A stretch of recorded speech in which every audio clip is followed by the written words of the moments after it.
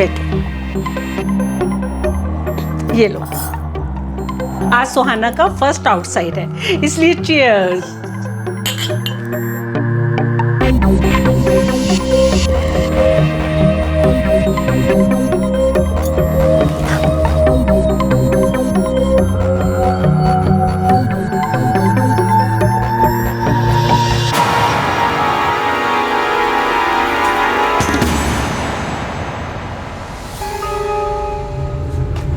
चले? कहाँ? तुम्हारे साथ।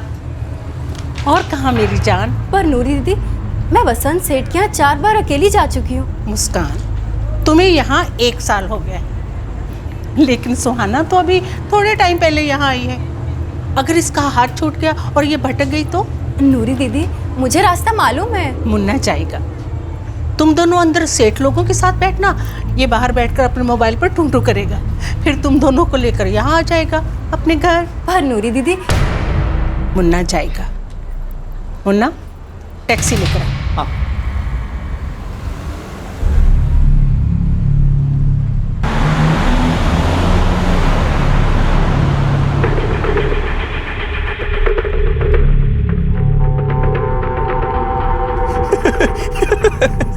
ए मुस्कान, ये सुन, पति पत्नी के बीच झगड़ा हुआ।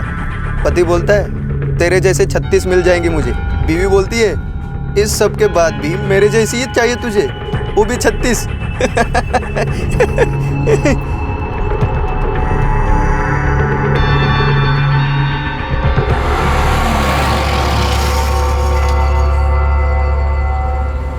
जाओ रानियो, वसंत भाई को जन्नत की सैर कराओ। और तू भी कहीं सैर करा जाकर राजकुमार मुन्ना। जन्नत में ट्रैफिक लग सकता है, देरी हो सकती है। देर हो जाए, अंधेरा हो जाए, सुबह हो जाए या फिर रात हो जाए, मैं इधर से हिलने वाला नहीं।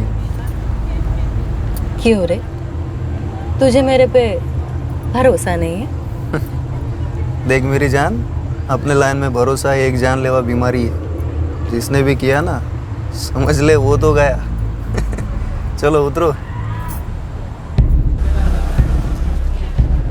कुछ बोलो ना, चलते रहो। होटल के पीछे से दूसरा रास्ता है। दीदी, हमके भय लगता से मुन्ना को अगर पता चल गया तो? पता तो उसे चलना ही है, लेकिन अब तू सोच ले, तुझे जिंदगी भर नूरी दीदी के साथ मर के रहना है या बबलू के साथ खुल के जीना है अपने गांव में?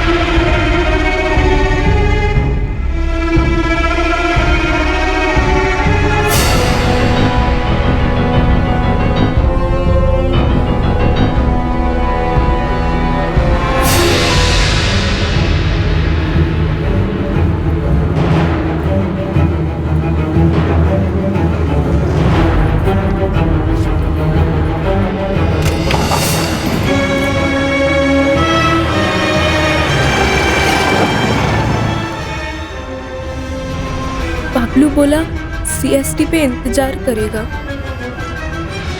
अब इतना इंतजार किया है तो थोड़ा और सही।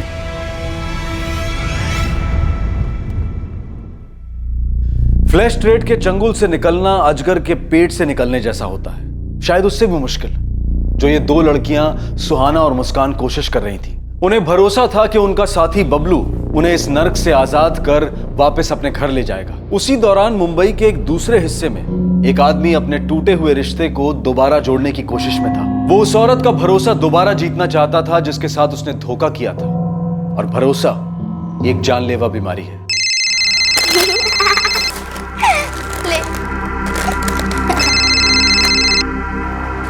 अब क्या है परवेज?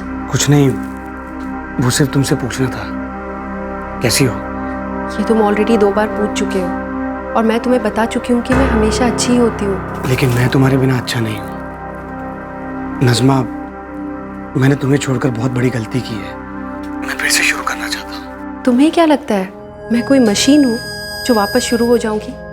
अगर तुमने किसी और से मोहब्बत की होती तो मैं फिर भी समझती, लेकिन अय्याशी और मेरे बीच तुमने अय्याशी को चुना। लेकिन प्यार तो हमेशा तुम्ही से किया है मैंने। तुम मेरे नफरत के भी लायक नहीं हो परवेज, और मुझे आजमाना बंद करो। तुम्हारा फोन उठाती हूँ, ये मेरी शराफत है, कमजोरी नहीं, समझे? अरे मेरी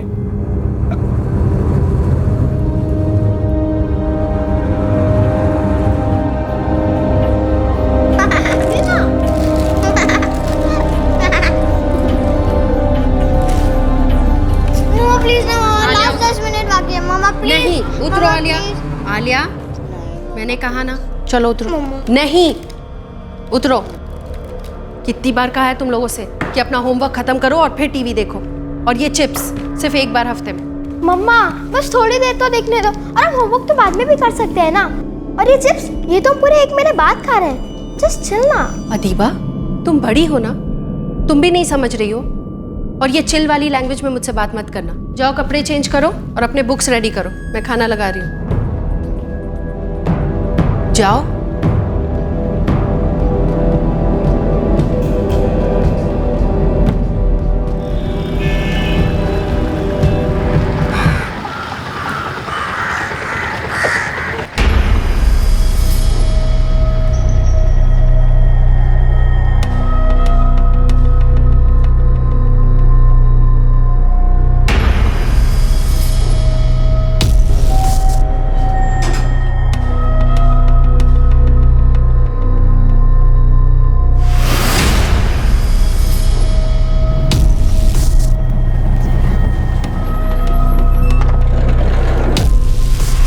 अरे आलिया रुक, आलिया रुक, अपने पकड़ के तुझे रुक।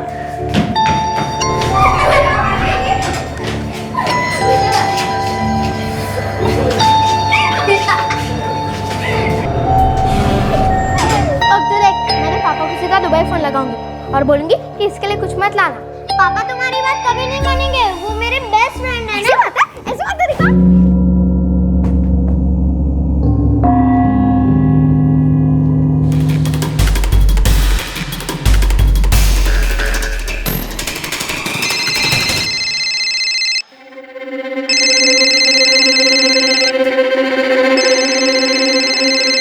नजमा,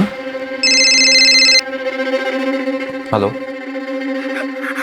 हेलो पापा। अदीबा, क्या हुआ मेरा बच्चा? तुम रो क्यों रही हो? क्या हुआ? उसने मम्मा को मार डाला पापा, उसने मार डाला। अदीबा, ये तुम क्या बोल रही हो? तुम कहाँ पर हो बेटा? मैं अपने रूम में हूँ पापा, मैंने रूम को लॉक कर दिया है, पर वो पापा बाहर ही खड़ा है चाकू लेके, मुझे बहुत डर लग रहा है पापा। अदीबा, अपने आप को संभालो। किसने मारा मम्मा को? कौन है वो? वो बबलू अंकल है पापा, उसने मम्मा को भी मार दिया और वो मुझे मारने की कोशिश कर रहा था पापा। अदीबा, आलिया कहाँ पर है? पापा मैंने ना उसे पहले ही नीचे खेलने भेज दिया था पापा, पर मुझे बहुत डर लग रहा है पापा। अदीबा, मेरी बात बिल्कुल ध्यान से सुनना। देखो, तुम दरवाजा मत खोलना।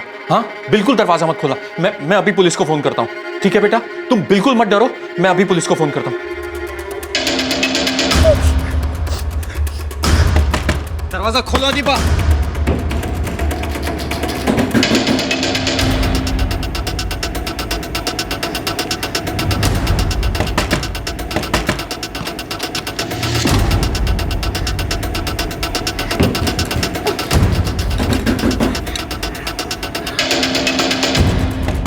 दरवाजा खोलो अदीबा। 13 साल की अदीबा अपने कमरे में फंसी हुई थी और दरवाजे के ठीक बाहर कातिल खड़ा था, जिसने कुछ ही मिनटों पहले उसकी मां को मार डाला था। अदीबा ने हिम्मत करके अपने पिता को दुबई में फोन करके सब कुछ बता तो दिया था, पर अब सवाल यह था कि क्या पुलिस वक्त पर पहुंचकर इस मासूम बच्ची की जान बचा पाती। सर, दुबई से किसी अब्दुल अजीम का फोन था। अंजेवाट नगर ओवल मून अपार्टमेंट में उसकी बीवी का मर्डर हुआ है। उसकी बच्ची वहीं फंसी हुई है और खूनी भी वहीं है। चलो।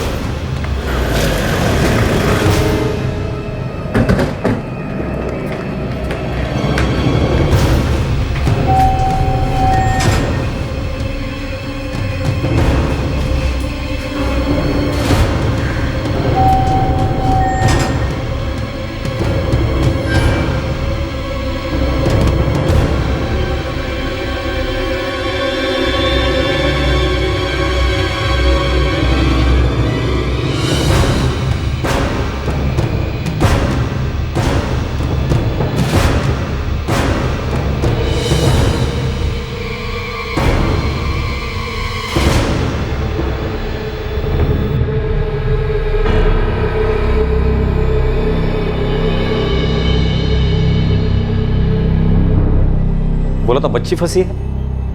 एक और बेडरूम है सर। चलो।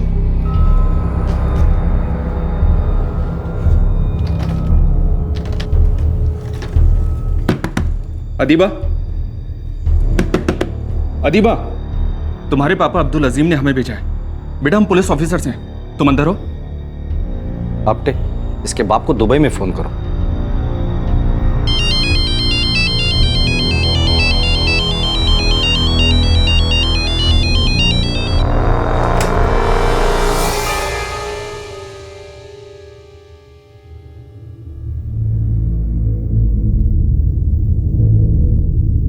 बेटा डरो नहीं, कोई तुम्हें कुछ नहीं करेगा। हाँ, जाओ आंटी के पास जाओ।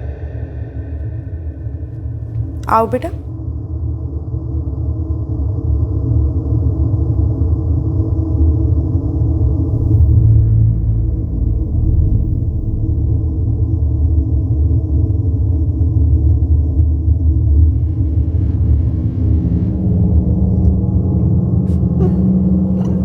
मेरी बहन आलिया, मैंने उसे नीचे खेलने भेजा था। अठौले, बच्ची को ताबे में लेना जल्दी, और हाँ प्यार से।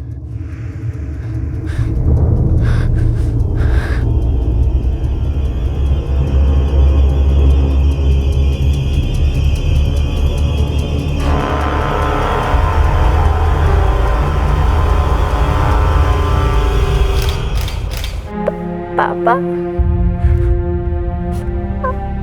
आप जल्दी आओ। हाँ मेरा बच्चा, मैं बस पहली फ्लाइट से आ जाऊंगा। मेरी बात ध्यान से सुनो। अभी पुलिस अंकल आपसे जो भी पूछे ना, आप सच सच उनको बता देना। आप जल्दी आना पापा। बबलू अंकल। कौन है ये बबलू अंकल? मम्मा जानती थी उन्हें, वो कई बार घर पे आते थे।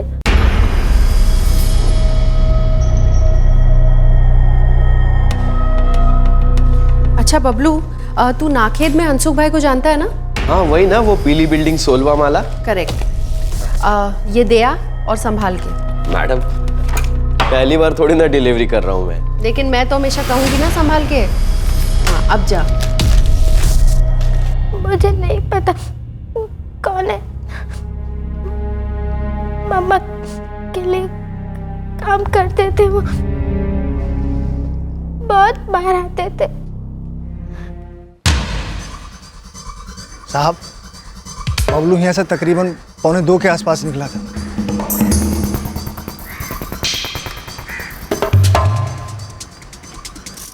ये आदमी नजमा मैडम के साथ कई बार उनके घर पहले भी आया था, इसलिए हम उसका एंट्री नहीं किया। आया गया हमको कभी शक ही नहीं हुआ। अकेला था या साथ में कोई और भी था? अकेला था साहब, ऑटो में आया था, ऑटो यहाँ बाहर खड़ा किया था और वापस फिर उसी ऑटो में चला गया था। ऑटो का नंबर याद है? नहीं साहब। कितने बजे आया था? 1 कुछ मिनट हो गया होगा, उसके बाद आया। ये बबलू है कौन? पता नहीं साहब, उसका नाम बबलू है, ये भी हमको आपसे ही पता चला। लेकिन साहब वो नजमा मैडम के यहाँ काम करता था, अक्सर उनके यहाँ आता रहता था। बेटा तुम्हारे पापा दुबई काम से गए या वहीं काम करते हैं? वही काम करते हैं वो।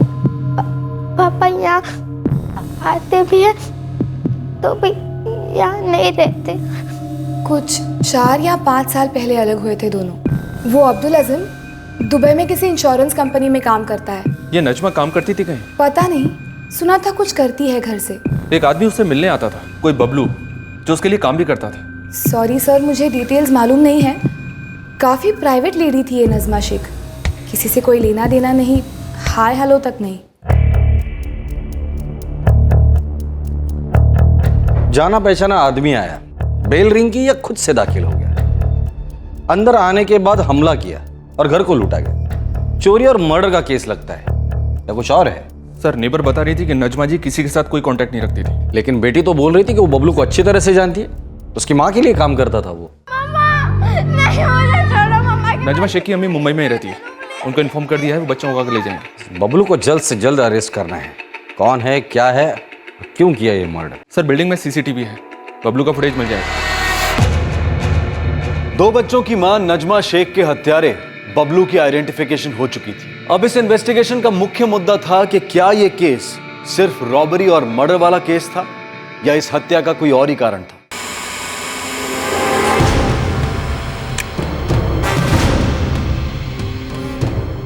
ये लो, अपने सारे खबरियों को काम पर लगा। इसको सिर्फ पकड़ना नहीं है, जल्द से जल्द पकड़ना है। छुरे से काटा गया और ये चेहरे पर मार्क? हाथ पर भी है, स्ट्रगल हुई होगी। विक्टिम ने अटैकर को फाइट बैक किया है। अटैकर पहचान वाला था, शायद विक्टिम ने खुद ही दरवाजा खोला। बबलू, क्या बात है, क्या हुआ? मुझे आपसे थोड़ा काम था। डॉक्टर, कोई सेक्सुअल असॉल्ट? नहीं, और कोई अटेम्प्ट भी नजर नहीं आ रहा है।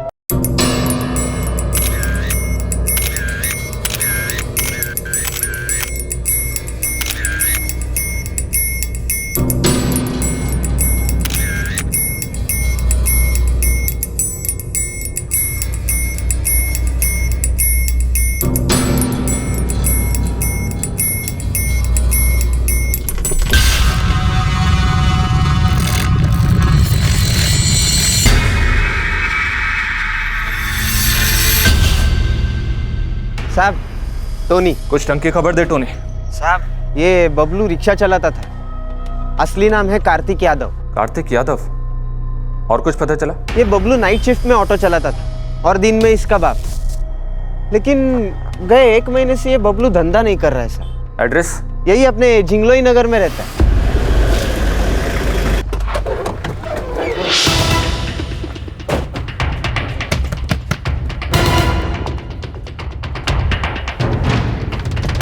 बबलू का मालूम नहीं है साहब, 1 महीने से उसने मुंह नहीं दिखाया।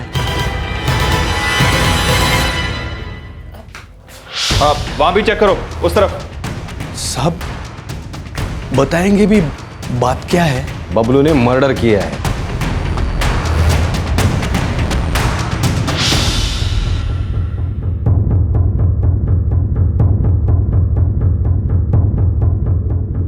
बचपन से वो गलत संगत में था।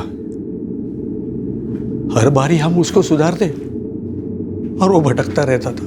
इसलिए तंग आकर मैंने उसको घर से ही बाहर निकाल दिया था। इस वक्त कहाँ है वो? पता नहीं साहब, लेकिन किसका खून किया है उसने? नजमा शेख का। नजमा शेख, जो अंजेवाड़ वेस्ट में रहती है। आप जानते हैं उसे? नहीं साहब, हम तो कभी उसे मिले नहीं है, लेकिन ये नालायक उसके बारे में बात करता था, उसके साथ काम करता था। क्या काम करता था? पता नहीं साहब, वो कोई परवेज भाई के लिए काम करता था। उसका पूरा नाम है परवेज आलम। परवेज आलम और नजमा शेख की कोई भागीदारी थी और उसके लिए बबलू इधर उधर दौड़ता था। इस परवेज आलम का पता? स्टेशन के पास वेस्ट में खिलौने और गिफ्ट की दुकान है उनकी।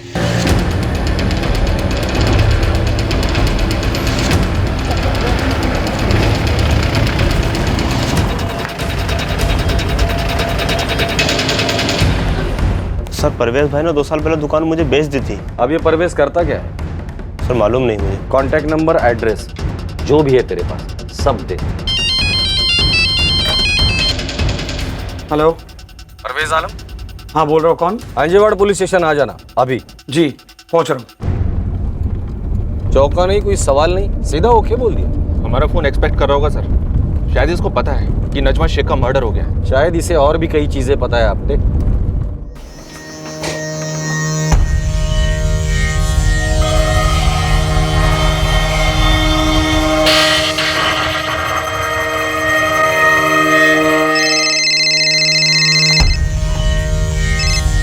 हेलो सुहाना, बबलू, कहाँ पहुँचे? 2 दिन में पहुंच रहा हूँ मैं। एजेंट लोग से बात हुआ जो बॉर्डर पार कराएगा और पैसा का इंतजाम हो गया? हाँ हाँ, सब हो जाएगा। मैं थोड़ी देर में कोलकाता के लिए निकल रहा हूँ। ठीक आचे, मैं इंतजार कर रही हूँ। पूरी हिस्ट्री निकालने में थोड़ा टाइम लगेगा, लेकिन हाईलाइट सुन लो। बोलते रहे टोनी। साहब, लिंक रोड पे एक डांस बार हुआ करता था, लचक नाम। डांस पर बैन लगने के बाद वो अब सुरीली बार बन गया। ठीक है, पता है मुझे। साहब, ये डांस पर बैन लगने से पहले ये नजमा शेख लचक बार में डांसर थी। तेरी हाईलाइट क्या है बता। सारे डांस बार पर बैन लगने के बाद लचक बार की सारी लड़कियां दुबई, लंदन, मलेशिया चली गई, लेकिन ये नजमा नहीं गई। वो इधर मुंबई में क्रिकेट की बुकी बन गई। सुना है वाहुम पकड़ती उसकी गेंद, बहुत नोट छापे उसने। क्या बात, बार डांसर से डायरेक्ट क्रिकेट की बुकी? अभी तक इतना ही पता चला है, बाकी अपनी फील्डिंग चालू है। सुन टोनी, अभी हम लोग एक आदमी से मिलने जा रहे हैं, नाम है परवेज आलम। अंजेवाड़ में उसकी गिफ्ट की दुकान थी। नजमा का खूनी बबलू ये परवेज के लिए काम करता था, और नजमा और परवेज के बीच कोई तो कनेक्शन था। क्या कनेक्शन था ये पता कर और मुझे फटाफट बता दे। ओके ठीक है सर। बार डांसर से डायरेक्ट क्रिकेट की बुकी। ये बबलू नजमा के लिए कैश ले जाता था। लेकिन बबलू के बाप का कहना है कि बबलू तो परवेज के लिए काम करता था।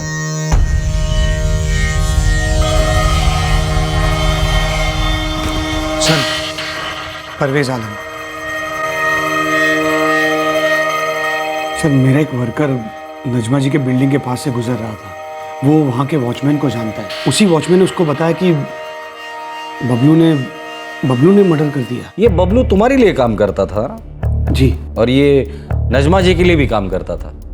हाँ। और तुम दोनों साथ साथ काम करते थे, तुम और नजमा शेख? हम साथ थे।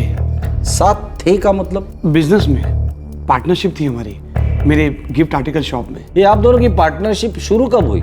नजमा जी के तलाक के पहले या उनके तलाक के बाद में? वो मेरी गिफ्ट आर्टिकल शॉप पर आया करती थी। मम्मा, मुझे यही चाहिए। क्या? ये देखो। अदीबा, ऐसा है ना तुम्हारे पास? एक्सक्यूज मी, बेटा आपको एक और इंटरेस्टिंग चीज दिखाऊं? एक मिनट। बबलू, घर में जाके बताओ। वो वाला देना। ये देखिए, एक डॉल के लिए डॉल। इसमें बहुत सारे कपड़े भी हैं, आप अपने हिसाब से चेंजेस कर सकते हैं। हेयर ड्रायर है, टूथब्रश है, आईना है, और ये इतने सारे ड्रेसेस। मम्मा, मुझे यही चाहिए।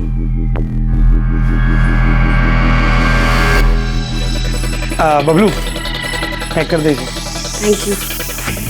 वो मेरी रेगुलर कस्टमर बन गई। फिर उन्हीं से पता चला कि उन्हें भी एक गिफ्ट आर्टिकल शॉप खोलनी है। वो मुझसे सलाह मशवरा करने आती थी, तो मैंने उनको आइडिया दी कि आप मेरी शॉप में पार्टनर क्यों नहीं बन जाती। फिर हम पार्टनर बन गए। फिर क्या सर? फिर बबलू ने नजमा का खून कर दिया। बीच की स्टोरी का सेंसर हो गई। मुझे क्या पता कि बबलू ने नजमा जी का खून क्यों किया। वो दरअसल सर 2 साल पहले हमारी दुकान लॉस में चल रही थी, तो मैंने और नजमा जी ने मिलकर पार्टनरशिप खत्म कर दी। प्यार? हाँ? प्यार से खत्म की थी पार्टनरशिप या नफरत से? बिजनेस पार्टनरशिप थी सर, उसमें प्यार और नफरत का तो सवाल ही नहीं आता ना सर। हाँ, बराबर। फिर मेरा बबलू के साथ कोई कांटेक्ट नहीं रहा, और ना ही नजमा जी के साथ।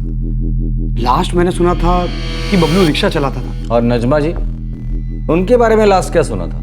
पता नहीं सर, अब बबलू और नजमा जी के बीच में क्या माजरा था, मुझे कुछ पता नहीं है सर। आपको ये पता था कि नजमा जी क्रिकेट की बुकी है और ये बबलू उनके लिए कैश डिलीवरी का काम करता था?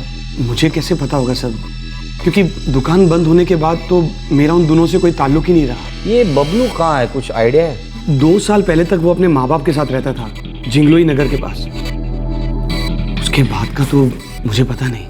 तुम्हें तो कुछ पता ही नहीं है परवेज आलम, क्यों? सर, अब मुझे जो पता था वो सब बता दिया।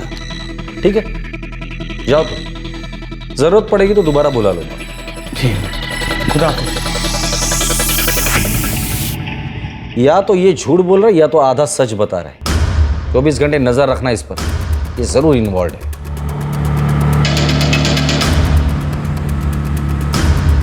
आपको ये पता था कि नजमा जी क्रिकेट की बुकी है, प्यार से खत्म की पार्टनरशिप या नफरत से?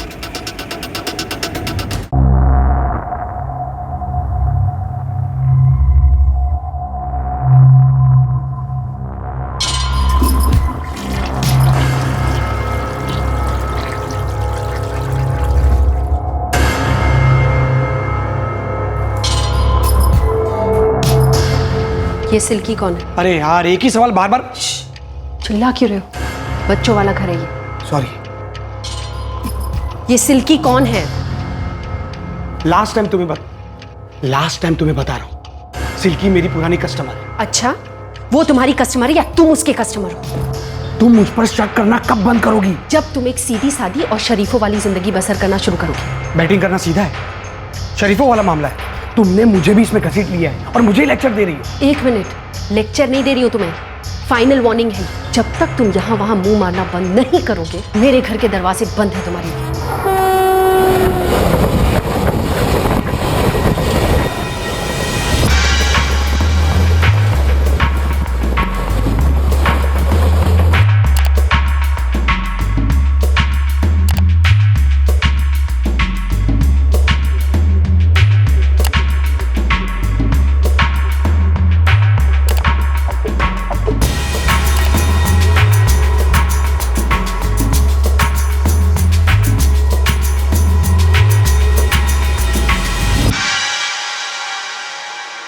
ऐसा क्या था जो परवेज छुपाने की कोशिश कर रहा था? क्या वो अपने आप को बचाने की कोशिश कर रहा था? क्या वो बबलू को बचाने की कोशिश कर रहा था? या फिर इस हत्या के पीछे कोई तीसरा ही मकसद था जो अभी तक सामने नहीं आया था? कल की फ्लाइट है, आप बिल्कुल फिक्र ना करें अम्मी जान। हाँ बेटा अब्दुल, जल्दी आ जाना। पुलिस से नज़मा की बॉडी लेनी है, उसे दफनाना है। फिर बच्चों को तुम्हारी ज़रूरत है बेटे। बिल्कुल अम्मी जान, मैं जल्द से जल्द पहुंचता हूँ। अच्छा, वो बच्चों से बात हो सकती है? मैं अदीबा से कहती हूँ तुम्हें फ़ोन कर ले, वो आलिया की देखभाल कर रही है। बच्चे को तेज बुखार है। ठीक है अम्मी जान, मैं बाद में फ़ोन करता हूँ। अल्लाह हाफिज। साहब, नजमा का जो पति था जिसके साथ उसका तलाक हुआ, उसका नाम है अब्दुल अजीम। वो फर्स्ट टाइम नजमा को वही अपने लचक बार में मिला था। उधर से ही उनकी लव स्टोरी स्टार्ट हुई। 1 साल प्यार मोहब्बत चली साहब। उसके बाद अब्दुल ने ही प्रपोज मार डाला। वो नजमा टॉप की डांसर थी, लेकिन सब छोड़ छाड़ के अब्दुल के साथ सेटल हो गई। 2 बच्चे भी हुए उनको। वो जो फ्लैट है जहाँ पे मर्डर हुआ, वो अब्दुल ने ही खरीदा था। सब मस्त चल रहा था उनका। फिर ये बुकी वाला मामला बीच में कहाँ से आ गया? उस लचक बार में नजमा के 56 दीवाने थे, उसमें से ही एक था अपने बोरीपाड़ा का बाप बुकी, सुभाष गुटका। वही नजमा को इस लाइन में एंट्री दिया।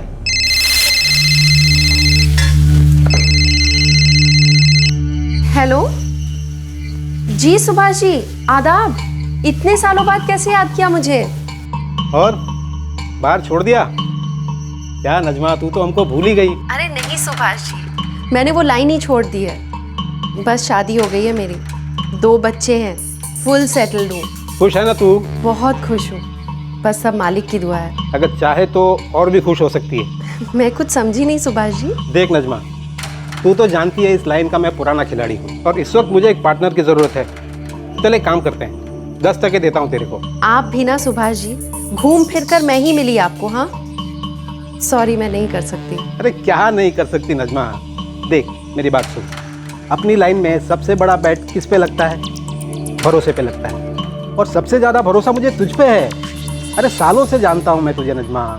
देख, बेस्ट ऑफर दे रहा हूँ, बिना सोचे ले ले। मैं समझती हूँ सुभाष जी, लेकिन रिस्क भी तो होता है इन सब चीजों में। अरे क्या रिस्क की बातें करती है नजमा तू? जिस लाइन को तू छोड़ के आई है ना, उसके सामने तो ये चिल्लर रिस्क है, चिल्लर। मैं आपको सोच के बताती हूँ। चल ठीक। ओके। साहब, इसने सुभाष गुटका के साथ हाथ मिला लिया और ये सोने की मुर्गी साबित हो गई। लक बोलो, जजमेंट बोलो, लेकिन छप्पर फाड़ के नोट बरसने लगे और ये नजमा बेटिंग क्वीन साबित हो गई। टोनी, ये क्वीन हो गई तो इसका किंग तो भड़क गया होगा। वैसे इन दोनों के बीच तलाक क्यों हुआ? साहब, उनके यहाँ एक नौकरानी काम करती थी, जिसको मैं कभी कभी फालूदा भी खिलाता हूँ। वो बोली मेरे को साहब, बेटिंग को लेकर अब्दुल का फ्यूज उड़ जाता था। बेटिंग के धंधे में तो नजमा ने अच्छे खासे पैसे कमाए होंगे। अब्दुल चाहता था वो घर बैठे, बच्चों पर ध्यान दे। वो बोलती थी मैं ध्यान दे रही हूँ, तू जल मत। ऐसे सब झगड़े होने लगे उनके बीच और फिर खचाक, तलाक। ये बबलू जो है, उसका और अब्दुल अजीम दोनों का कोई कनेक्शन? नहीं साहब, अभी तक तो ऐसा कुछ पता नहीं चला। आपको तो पता होगा, वो परवेज आलम के यहाँ काम करता था। और साहब, ये परवेज है ना, आपको गोली दे रहा है। वो तो उसकी शक्ल से ही मालूम पड़ रहा है। वैसे ही हमें गोली क्या दे रहा है? वो बोल रहा था ना, उनका पार्टनरशिप था ये वो। दरअसल उन दोनों का लव पार्टनरशिप था। पहले थोड़ा टाइम मस्ती मारा, साथ भी रहे, बाद में सुमड़ी में जाके निकाह भी कर ली। और फिर इधर भी खचाक। साहब, ये परवेज एक नंबर का चमड़ी है। लड़कियों की लत थी इसको। और जब ये बात नजमा को पता चली, वो तो मतलब एटम बम हो गई।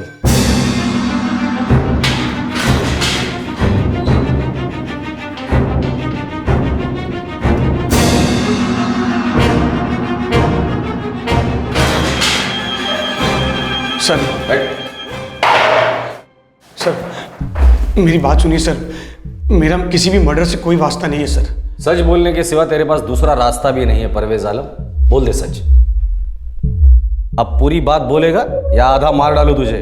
सर मैं सच कह रहा हूँ, मुझे नहीं पता कि बबलू वहां पर क्यों गया था और उसने नज़मा का मर्डर क्यों किया। मैं बताता हूँ। बबलू को किसी ने सुपारी दी होगी और वो पान वाला तू है। नहीं सर, मैं क्यों? सर मैं तो नज़मा से प्यार करता था सर। हाँ, इतना प्यार करते थे कि थोड़ा बहुत प्यार कॉलगर्ल्स में भी बांटते थे। मुझे उस आदत का पछतावा था। मैं सब कुछ छोड़ देना चाहता था और इसीलिए एक अरसे से नज़मा के टच में था। उसे बार बार फोन कर यही कहता था कि सब कुछ भुला दो, एक चांस दे दो मुझे। उसने चांस नहीं दिया तो तुमने बबलू को चांस दे दिया? नहीं सर, मैंने ऐसा कुछ नहीं किया सर। वो सर दरअसल मैं डर गया था कि कहीं आपका शक एकदम से मुझ पर नहीं चला जाए कि मैंने ऐसा क्यों किया। सर कसम से मैंने ऐसा कुछ नहीं किया। मैं तो नज़मा के साथ जिंदगी बिताना चाहता था। मैं उसकी जान क्यों लूंगा सर? देख परवेज, सर एक लीड मिली है। सर मेरी बात। तू यही रहेगा और अगर घूम घाम कर हमारी शक की सुई तलवार बनी और तुम पर आके टिकी ना, परवेज आलम बुरे कटोगे। सर इस कार्तिक यादव उर्फ बबलू का एक दोस्त है, शोभित रॉय नाम का। उसने बबलू के घर फोन किया था। कौन बोल रहा है? बाजी हम शोभित बोल रहा है, शोभित रॉय। बाबलू का दोस्त। बाबलू है क्या? वो यहाँ नहीं है बेटा, हमें नहीं पता वो कहाँ है। अगर उसकी कोई खबर मिल जाए तो फौरन हमें बता देना। माँ जी बाबलू आपको फोन करेगा तो उसको बोलना हमको फोन करने के लिए। ठीक।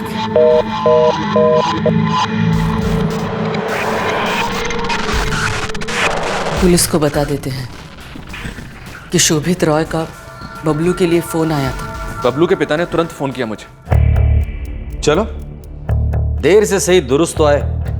काश हर क्रिमिनल के घर वाले ऐसा ही सोचते। इस शोभित रॉय का एड्रेस भी मिल गया सर, यही है रेलवे स्टेशन के पास। ये रॉय जरूर इस बबलू के बारे में जानता होगा। उठा कर लाओ उसे। बाबलू का दोस्त है सर, कुछ नहीं किया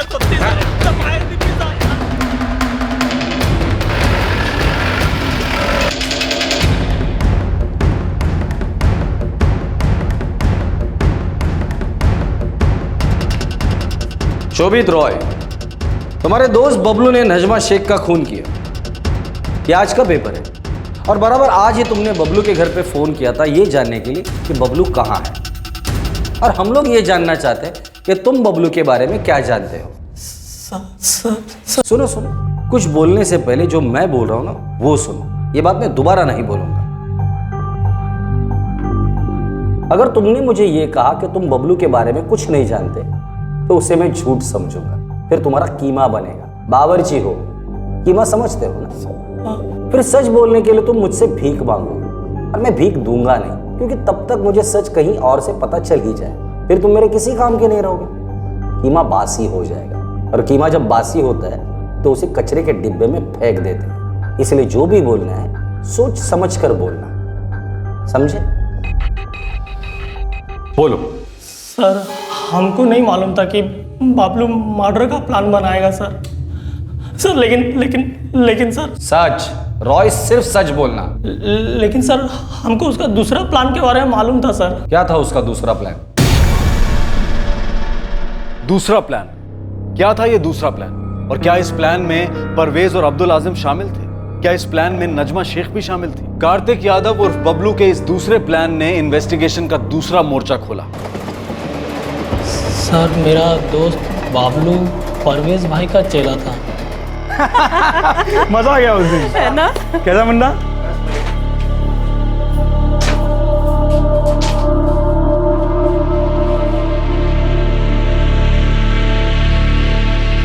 परवेज सेठ, कुछ पसंद आया?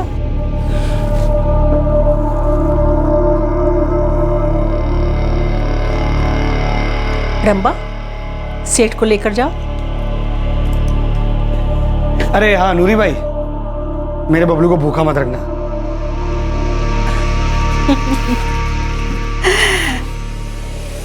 छोटे साहब, कोई खास फरमाइश?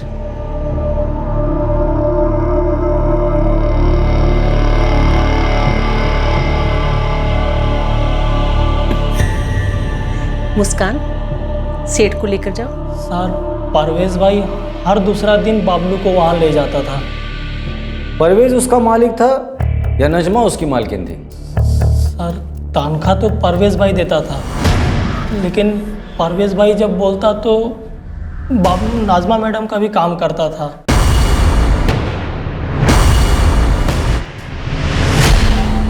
जब परवेज भाई और नाजमा मैडम अलग अलग हुआ तो बाबलू को किसी ने काम पे नहीं रखा सर। वो एकदम अकेला हो गया। वो अपना बाबा के साथ ऑटो चलाने लगा।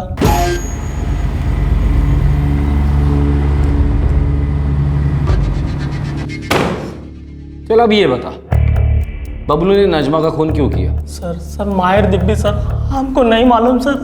सोचती क्या बबलू और नजमा के बीच कुछ चक्कर था? सर बाबलू कभी कुछ ऐसा बोला नहीं, लेकिन उसका लव हो गया था सुहाना से। ये सुहाना कौन है? सर बाबलू अब बिना परवेज भाई के भी कोठा पे जाने लगा था। उसको लत लग गया था, और ये लड़की सुहाना वहाँ नया नया आया था। वहीं बाबलू को उससे लाभ हो गया सर। नहीं, मैं तुम्हारे साथ नहीं भाग सकती। मैं किसी के साथ नहीं भाग सकती। सुहाना, मैं तुझसे शादी करूंगा, हम नई जिंदगी शुरू करेंगे। ना, ये लोग मुझे ढूंढ लेंगे, मार डालेंगे मुझे। देखो, वो तुम्हें नहीं ढूंढ पाएंगे। ढूंढ लेंगे। मैं यहाँ की नहीं हूँ, बांग्लादेश से हूँ। बांग्लादेश? तो तुम यहाँ कैसे आ गई? उधर एजेंट बोला कि यहाँ पे बम्बई में नौकरी देगा, कि यहाँ पे लेके आया और उन नूरी दीदी के पास भेज दिया।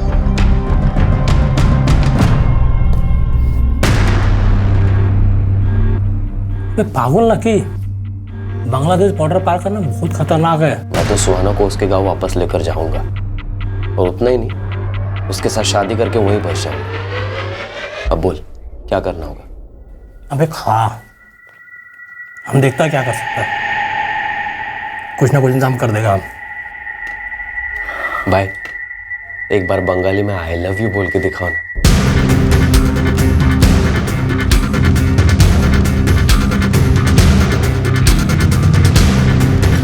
अब बोलो, क्यों बुलाया इतनी जल्दी जल्दी? सुहाना, तुम घर जा रही हो, बांग्लादेश। बांग्लादेश? वो मेरा दोस्त रॉय, वो बंगाली है, कोलकाता का। वो उन लोगों को जानता है जो हमें बॉर्डर पार कराएंगे, तुझे और मुझे। तुम भी? हाँ, तुमसे शादी करके तुम्हारे घर में मैं घर जमाई बन जाऊंगा।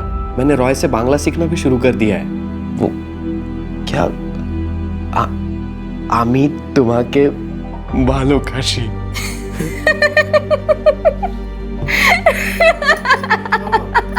क्या हुआ? हंस क्यों रही हो? बाबा, आमी तुम्हाके भालोबाशी। अरे वही तो बोला ना मैंने। देखो, आमी तुम्हाके भालो काशी। क्या हुआ?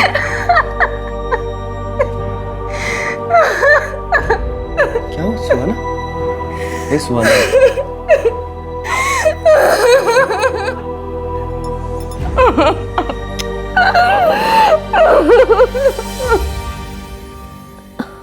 हमारे साथ एक और जाएगी, मुस्कान दीदी। मुस्कान? वो क्यों जाएगी हमारे साथ? हाँ, वो इस कोटे के बाहर हम कदम भी नहीं रख सकते। मदद करेगी वो हमारी। वो क्यों मदद करेगी? क्या लगती है वो तुम्हारी? उसको भी मेरी तरफ फंसा के लेके आए हैं 2 साल पहले। भरोसा करती हो तुम उस पर? हाँ, वो एक ही है इस कोठे में जिस पे हम भरोसा करते हैं। मुझ पर? बिल्कुल नहीं सर, हम उन लोग का मदद किया सर। बाबलू, सुहाना और मुस्कान को बांग्लादेश भेजा। कैसे? सर, कोलकाता में बहुत सारे एजेंट लोग हैं। वो लोग पैसा लेके आदमी को भेजता है, यहाँ से वहाँ और वहाँ से यहाँ।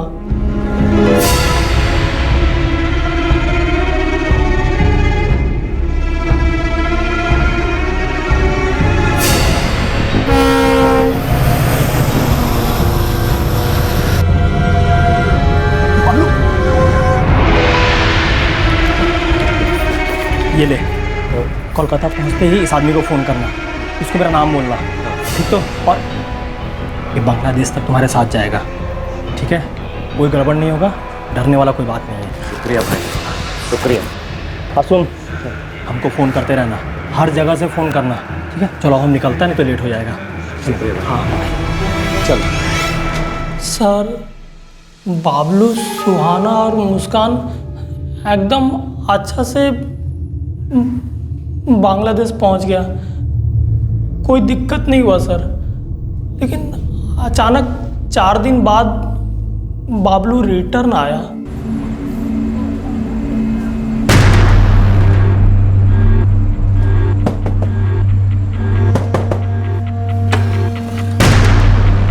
अबे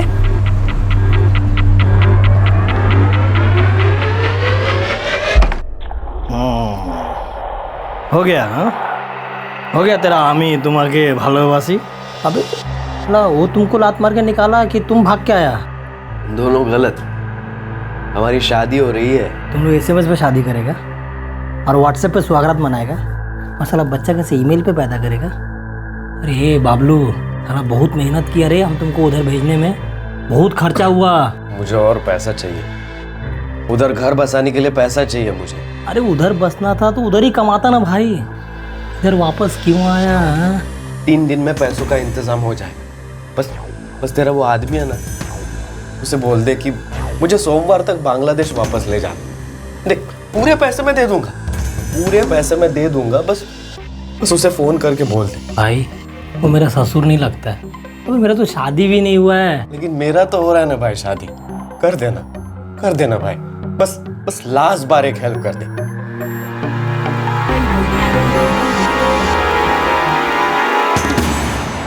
सर, बाबलू हमको बोला था कि 3 दिन में दूसरा दोस्तों से पैसा जमा करेगा और हमको फ़ोन करेगा। सर, उसका फ़ोन नहीं आया, तब हम उसका घर पे फ़ोन किया सर। मायर दिब्बी सर, हमको नहीं मालूम था कि वो साला नजमा मैडम का खून का प्लान बनाएगा। सर ये खबर सर हम अभी देखा सर हम सच बोलता है सर। इस वक्त बबलू कहाँ है? सर हमको नहीं मालूम सर, हम खुद उसका फ़ोन ट्राई कर रहा है, साला स्विच ऑफ बता रहा। मुझे लगता है बबलू के अकेले का काम है। सर, बबलू 3 दिन में अपने दोस्तों से पैसा इकट्ठा करने वाला था, उसको नहीं मिला तो वो नजमा के पास गया। अप्पे, इस बबलू को जल्द से जल्द अरेस्ट करना होगा। एक बार बॉर्डर क्रॉस कर गया फिर पकड़ना मुश्किल हो जाएगा। सर,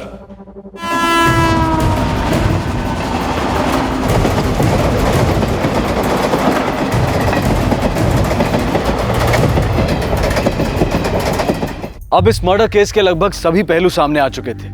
बबलू बड़ी तेजी से अपनी मंजिल की तरफ बढ़ रहा था। अगर वो बॉर्डर क्रॉस कर जाता है तो उसे ढूंढना, पकड़ना और वापस इंडिया लेकर आना बहुत ही मुश्किल और पेचीदा मामला बन जाएगा। पुलिस को यह केस तुरंत क्लोज करना था। अब पुलिस वक्त के साथ रेस में लग गई।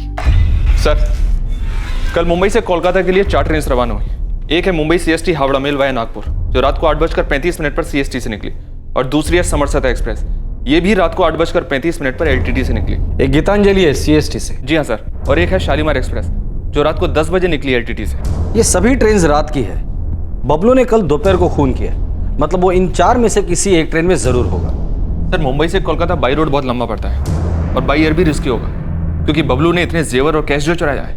इन सभी ट्रेन को हावड़ा पहुंचने के लिए कम से कम 30 घंटे लगते हैं।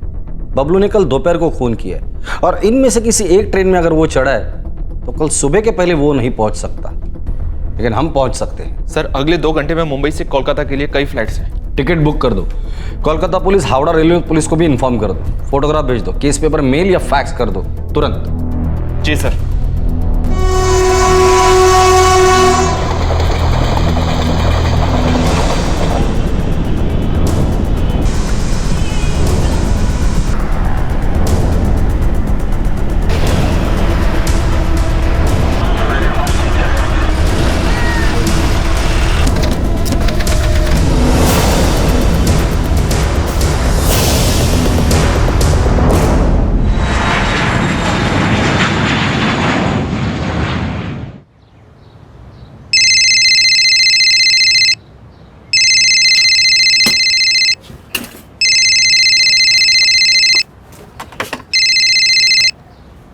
हेलो, मैं बबलू बोल रहा हूँ। बाबलू कोलकाता पहुंच गया? नहीं, अभी तक नहीं। ट्रेन कुछ घंटा लेट है। मैं थोड़ी देर में बॉर्डर के पास पहुंच जाऊंगा और उसके बाद तुम्हारे पास। जल्दी आओ बाबलू, जब से तुम गया है कुछ अच्छा नहीं लग रहा। जब मैं आ जाऊंगा ना तब अच्छा लगेगा। देखो, सब इंतजाम हो गया है। हम आराम से शादी करेंगे और उसके बाद छोटा सा घर खरीदेंगे। मैं वहाँ कोई ना कोई काम ढूंढ लूंगा। अरे बाबा, पहले आ तो जाओ, हमारे भय लगता से। एक दिन और सुहाना, इस दिन के लिए मुझे बहुत कुछ करना पड़ा है। अच्छा बुरा जो भी हो गया, अब सब सही होगा। चलो, ट्रेन निकल रही है, रख रहा हूं। पुलिस का अनुमान बिल्कुल सही निकला था। बबलू वाकई ट्रेन में ही था और अगले दिन हावड़ा स्टेशन पहुंचने वाला था। लेकिन उन 4 ट्रेन्स में से बबलू कौन सी ट्रेन पर है ये कैसे पता चलता? पुलिस कहां उसके लिए घात लगाकर बैठती? लेकिन एक बात पुलिस जानती थी कि अगर बबलू हावड़ा स्टेशन के बाहर निकल गया तो उसके बाद उसे पकड़ना बहुत मुश्किल हो जाएगा और शायद नामुमकिन भी।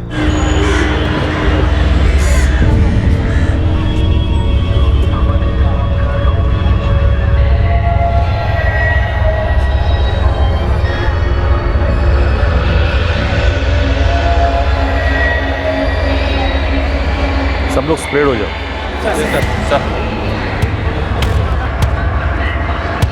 যাত্রীগণ কৃপা ধ্যান দিন, মুম্বাই থেকে আসছে গীতাঞ্জলি এক্সপ্রেস এই মুহূর্তে প্ল্যাটফর্ম নাম্বার 3-এ আসবে।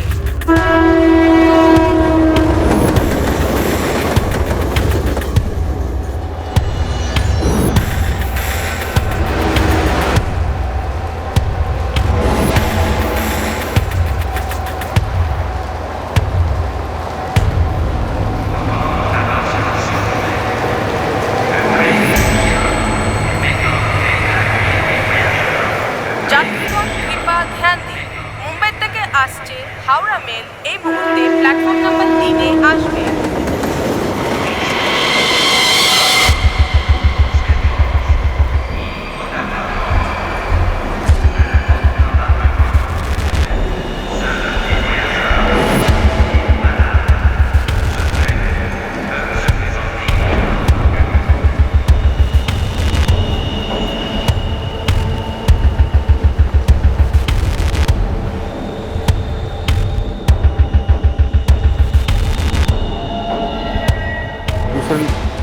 नहीं मिला सर।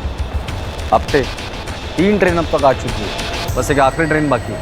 शालीमार एक्सप्रेस सर, आधे घंटे में अराइवल है। ट्रेन में ये बबलू मिला तो मिला। मिलेगा सर, वेट करते हैं। चलो।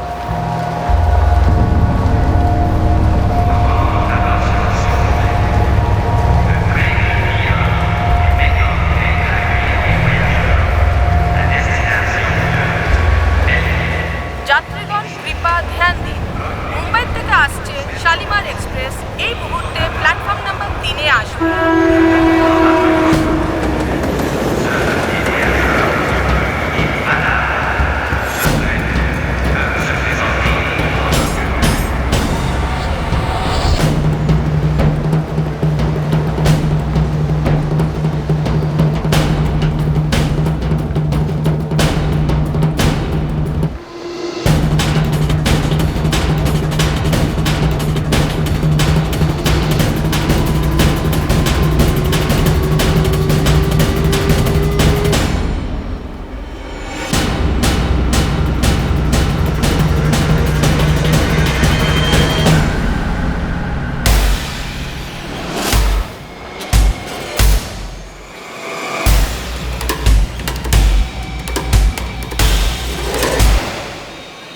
बबलू, ऑर्डर क्रॉस करेगा? अरे साहब, तेरा खेल खत्म, चल। मैंने कुछ नहीं किया साहब। अरे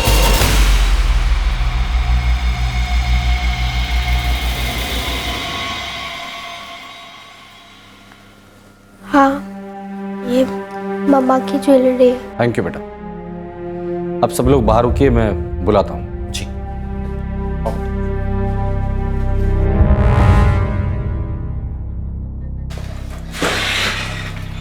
सर, ड्रामा कर रहा है, कह रहा है कि उसने नजमा शेख को नहीं मारा। इस बबलू को याद दिलाना पड़ेगा कि 4 अगस्त को उसने क्या क्या किया था। चलो।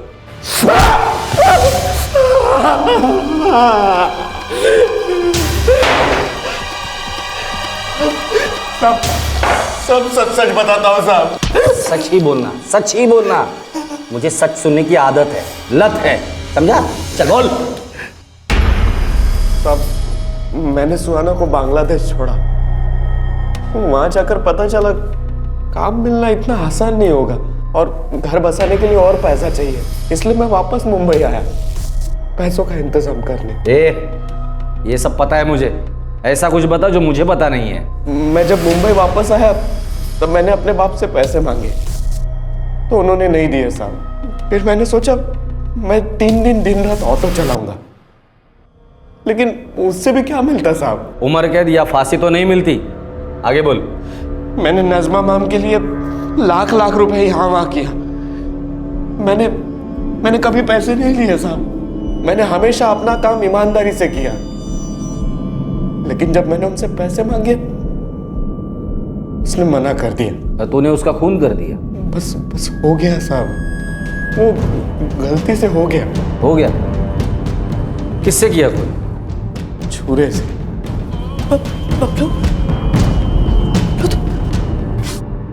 अचानक से मर्डर हो गया?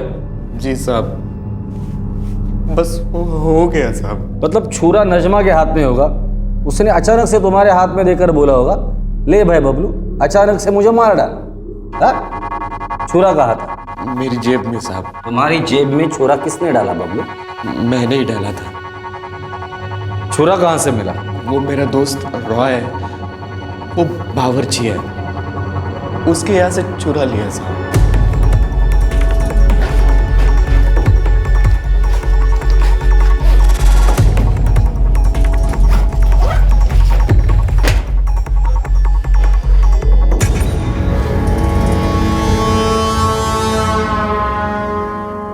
छुरा लिया, जेब में डाला और नजमा के फ्लैट पे चला गया। हाथ निकाल, हाथ निकाल। पूरी प्लानिंग के साथ तो नजमा के फ्लैट पर गया था। तेरा पहले से ही इरादा था उसे मार डालने का। छुरा सिर्फ डराने के लिए लेके गया था साहब, सच्ची में।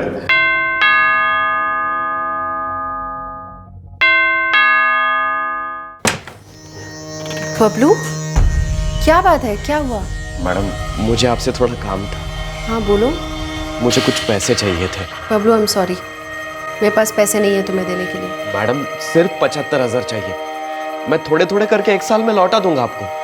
मुझे शादी करनी है। तो मैं क्या करूं? तुम्हें पैसे चाहिए तो अपने मालिक परवेज से लो, मुझे परेशान मत करो। वो नहीं देंगे और उनसे मांगने का कोई फायदा नहीं है। मैडम, मुझे जल्दी पैसे चाहिए, आज के आज, अब भी कि अब भी। तुम पागल हो गए हो? मैडम, मैं आपको समझा रहा हूँ, मुझे पैसे चाहिए। क्या कर रहे हो बबलू? बबलू, मैडम देखिए, मुझे अभी के अभी पैसे चाहिए। मैं आपको कब से पैसे मांग रहा हूँ, आप समझ क्यों नहीं रही हो?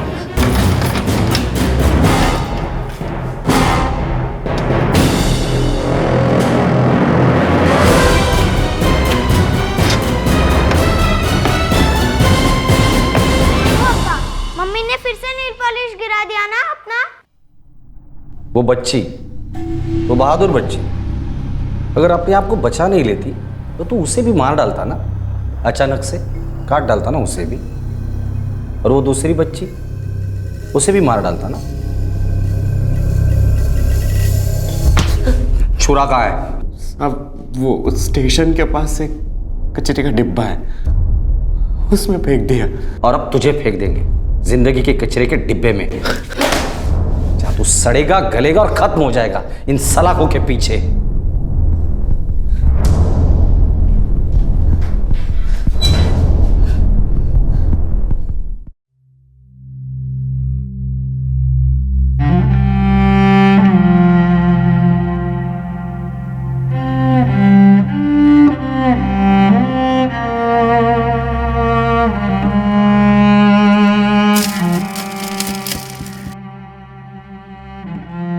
अदीबा, आपकी मम्मी के साथ जो कुछ भी हुआ, I am sorry.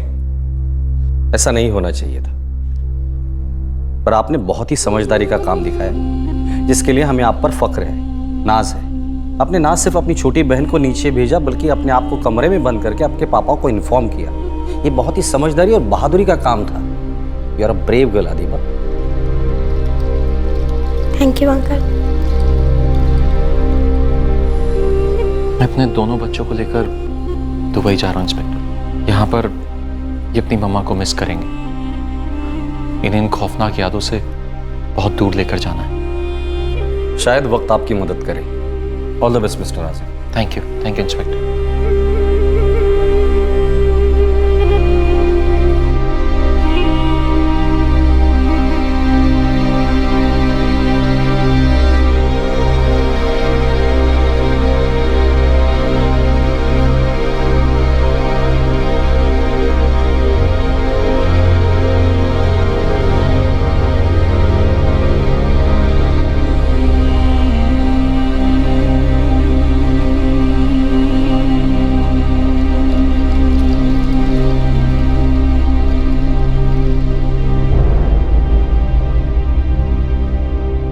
Kartik Yadav उर्फ बबलू के खिलाफ आईपीसी की धारा 302 के तहत कत्ल के लिए और धारा 397 के तहत डकैती के चार्जेस लगाए गए। बबलू ने पुलिस को बताया कि उसने कत्ल और डकैती के बाद एक नई शर्ट खरीदी थी और खून के दाग वाली शर्ट को उसने मर्डर वेपन के साथ कचरे के डिब्बे में फेंक दिया था। नजमा के घर से बबलू ने जो कैश और ज्वेलरी चुराई थी, उसके अलावा बबलू ने अपने एक दोस्त से लोन भी लिया था ताकि वो सरहद पार करके भाग सके। बार बार लगातार मुजरिम इतनी बेवकूफी क्यों दिखाते हैं?